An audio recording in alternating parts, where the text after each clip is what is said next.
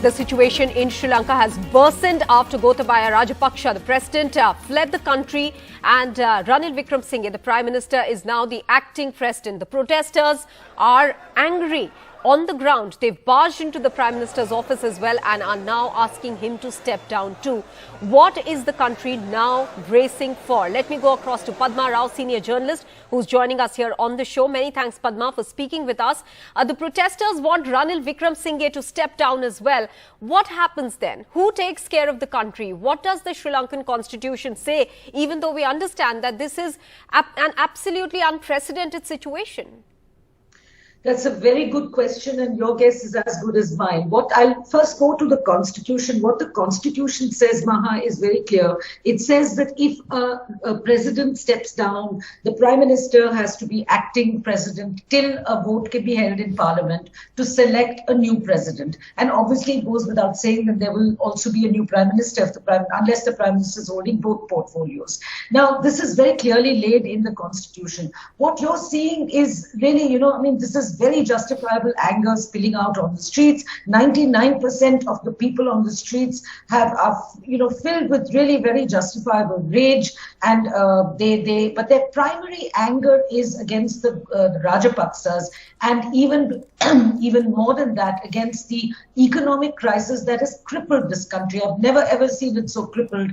There's no food, there's no petrol, there's no gas. I mean, you know the score. You've been covering this for so long. Yeah. Now the issues. So it's these issues that have brought people out on the streets, and it is human nature to blame whichever dispensation is in power. And of course, Gotabaya Rajapaksa did contribute to worsening the situation through two very controversial and terrible moves he made. But we won't go down that road. Right now, what is happening is a constitutional crisis, a political crisis, and a social crisis. And I'm afraid if things carry on like this and tempers don't calm down, and the country people don't regain control and actually start, and the government does not reach out, communicate better with the protesters and start talks with the protesters in small groups, I'm afraid it's going to go completely out of control. There is complete anarchy, and Sri Lanka is going to lose its face in the international community. And right now, Maha, as you know, it's all about the international community. The international community is the most important thing as far as Sri Lanka's debt crisis is concerned. Yes. Maha? Padma, but I want to understand from you, who does the government speak with? Because from what it appears to an outsider sitting here in India, that these protests are organic in nature, that people are so upset and angry that they've come out on the street. On the streets, rather. Do you suggest that the opposition could be spoken to? Is the opposition trying to get people to come together and protest? Will that be the right route for the government to address the situation? I don't think the opposition can do much, because members of the opposition themselves they're divided amongst themselves. There's a lot of, tough competition, competing against each other for who's going to, vie for which position. Should there be a new cabinet, which is invariable? And so the opposition itself is very fractured. It's not really a very united opposition. And there are disparate groups with disparate political philosophies. And whom do you talk to? That's a very good question. Whom does the government reach out to in this crowd? Yes, it is a very, it's a very mixed crowd, but there have been certain groups, Maha, as you may have seen, like the lawyers' unions and students' unions, and there have been certain groups that have been at the forefront of this movement, and some human rights activists and a lot of people.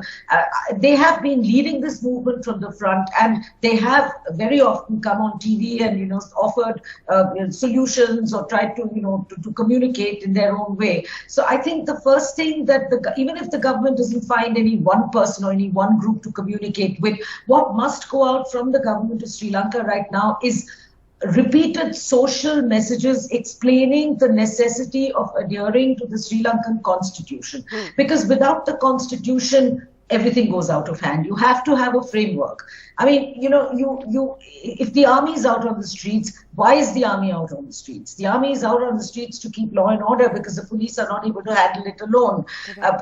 If you need the army to play a greater role to maintain law and order and ensure that there is no bloodshed. That's really important. There are children and women out on the streets, as you see. Now, if you want the army to play that kind of role, then you need an authoritative voice in place that the army will listen to. Now, the army is not going to listen to anybody that an all-party conference decides to prop as the acting president, or anybody that the crowds decide they want as an acting president. That's not how democracies work. And the army reports to the head of state or the head of government, or to the acting head of state or acting head of government. So there has to be a procedure, there has to be gravity and gravitas. If there isn't, then I'm afraid we're spiraling out of control, and Sri Lanka is going to soon be, run the risk of being called a failed state. And that's a pity, because this is, as you know, Maha, one of the most developed and one of the most, wonderful countries in this region. And Padma, that brings us to the question of what India does as a neighbor in this situation. India has been firefighting, denying reports that the Rajapakshas first were sheltered in India, then it denied reports that it had to do anything with them fleeing from Sri Lanka. It's a tight spot for India as well, as a neighbor, even though India has extended a line of credit above $3 billion and also food and fuel for the people of Sri Lanka. It is a very, very sensitive place to be. It's a very tight spot for India. You're right, but it's also an opportunity. It's also an opportunity to build bridges all over again. And India has been doing that, Ma. It's been doing that for at least about, I would say, for about the last 4 years or 5 years or so. It has been recognizing and acknowledging at last that there is a singular majority. For instance, that's one of the many things that the government has made approaches towards, and it has reached out. As far as the immediate aid is concerned, nearly $4 billion have flown, as you pointed out, as bridge financing, really. And India is refueling Sri Lankan Airlines jets in southern airports. And this rumor with Gotabaya Rajapaksa, that it's not quite accurate. What was actually reported was that, right now, Maha, you can imagine Colombo is a sea of rumors. There are so many rumors swirling around, and one of them was that when this army plane, this Air Force plane, tried to take Gotabaya, it wanted to land in India, and that India refused landing rights to the aircraft. That is what I'm hearing out of Sri Lanka. But in any case, that's a moot point now, because he's left and he's gone to the Maldives and he's on his way to Singapore.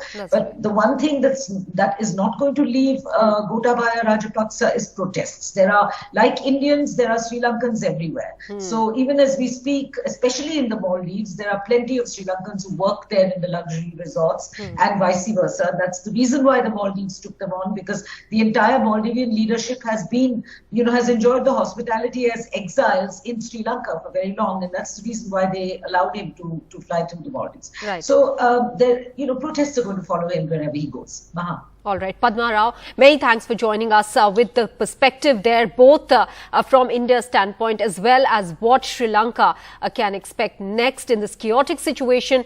As Padma is rightly pointing out, that the constitution needs to be followed for the democratic ethos to be upheld in Sri Lanka.